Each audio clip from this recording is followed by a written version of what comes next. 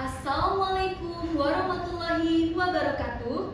Selamat siang, Ibu Prof. Dr. Insinyur Anik Juraidah MS selaku dosen statistika dan teman-teman sekalian. Perkenalkan, saya Ajeng Wairunisa selaku moderator pada presentasi kelompok 7 pada hari ini. Kami akan mempresentasikan hasil proyek statistika kami dengan judul Analisis Stabilitas Ekspor Migas dan Non-Migas terhadap Pertumbuhan Ekonomi Indonesia periode 1990 sampai 2024. Sebelumnya, berikut anggota kelompok kami. Kami menggunakan dua pendekatan. Yang pertama adalah statistika deskriptif untuk melihat bagaimana karakteristik data ekspor migas selama 34 tahun terakhir, dan analisis inferensial untuk melihat seberapa kuat hubungan ekspor terhadap pertumbuhan ekonomi Indonesia. Langsung saja ke bagian yang pertama. Untuk menyajikan analisis deskriptif, saya persilakan kepada Anara, Kelvin, Rama, Dinar, dan Sazia.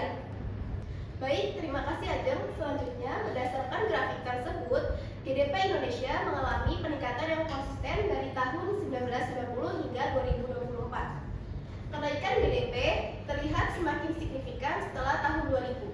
Sementara itu, ekspor migas cenderung stagnan dan fluktuatif sehingga pergerakannya tidak mengikuti pola kenaikan GDP. Hal ini menunjukkan pertumbuhan ekonomi Indonesia semakin didukung oleh sektor selain migas. Pada grafik ini menunjukkan bahwa GDP Indonesia dan ekspor non-migas mengalami tren yang naik dari waktu ke waktu. Walaupun ekspor non-migas mengalami fluktuasi pada periode awal, grafik ini menunjukkan bahwa tetap ada hubungan positif antara GDP dan ekspor non-migas dari tahun ke tahun. Berdasarkan grafik, dapat dilihat bahwa ekspor Indonesia selama tahun 1990 hingga 2024 didominasi oleh sektor non-migas. Ekspor non-migas terus mengalami peningkatan yang cukup signifikan dari waktu ke waktu. Sementara itu, ekspor migas cenderung lebih kecil dan bersifat fluktuatif. Grafik juga menunjukkan adanya penurunan ekspor akibat krisis global pada tahun 1998, 2008, 2009, dan 2020. Namun, setelah tahun 2020, ekspor Indonesia kembali mengalami peningkatan yang kuat, terutama pada sektor non-migas. Baik, berdasarkan data rasio, ini dapat terlihat bahwa sektor non-migas itu memiliki kontribusi yang jauh lebih besar dibandingkan migas. Hal ini menunjukkan bahwa perekonomian Indonesia itu lebih didominasi oleh sektor non-migas. Selain itu, rasio non-migas ini juga mengalami kenaikan dan fluktuasi yang lebih tinggi, sedangkan rasio migas itu cenderung lebih kecil dan relatif stabil. Jadi secara keseluruhan ini dapat disimpulkan bahwa rasio non-migas ini memiliki kontribusi yang lebih besar dalam membangun perekonomian Indonesia. Boxplot ini menunjukkan bahwa non-migas memiliki median yang lebih tinggi sehingga kontribusinya cenderung lebih besar dan lebih konsisten. Sedangkan pada migas memiliki penyebaran data yang lebih luas sehingga kontribusinya cenderung fluktuatif. Pada non-migas juga ditemukan beberapa outlier, yaitu tahun di mana kontribusinya cenderung lebih tinggi daripada biasanya. Jadi sektor non-migas memiliki kontribusi yang lebih konsisten terhadap GDP Indonesia. Baik, terima kasih. Nah, kita sudah melihat gambaran karakteristik data yang kami gunakan. Kini, kita akan beralih ke statistika inferensial untuk melihat seberapa kuat hubungan ekspor terhadap pertumbuhan ekonomi Indonesia yang akan disampaikan oleh Raihana dan Rais.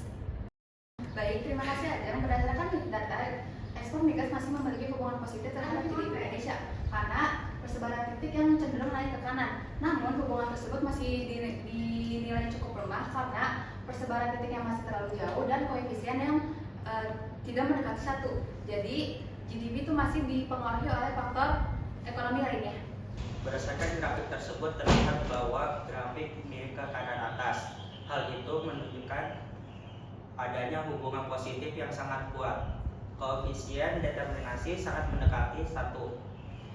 Dapat disimpulkan bahwa ekspor non-migas memiliki hubungan yang sangat kuat terhadap pertumbuhan GDP Indonesia. Baik, setelah mendengar presentasi analisis stabilitas ekspor migas dan non-migas terhadap pertumbuhan ekonomi Indonesia pada periode 1990 hingga 2024, dapat disimpulkan bahwa pertumbuhan ekonomi pada periode tersebut lebih didominasi oleh sektor non-migas. Hal ini karena sektor non-migas memiliki hubungan yang kuat dan kontribusi yang lebih besar terhadap GDP Indonesia. Sedangkan untuk sektor migas memiliki kecenderungan pengaruhnya terhadap GDP relatif lemah. Oleh karena itu, sektor non-migas memiliki peranan penting terhadap pertumbuhan ekonomi nasional. Baik, terima kasih Andrea atas kesimpulannya yang sekaligus menjadi penutup presentasi kami. Kami ucapkan terima kasih kepada Ibu dan teman-teman atas perhatiannya, serta mohon maaf apabila ada kekurangan dalam penyampaian kami. Wassalamualaikum warahmatullahi wabarakatuh.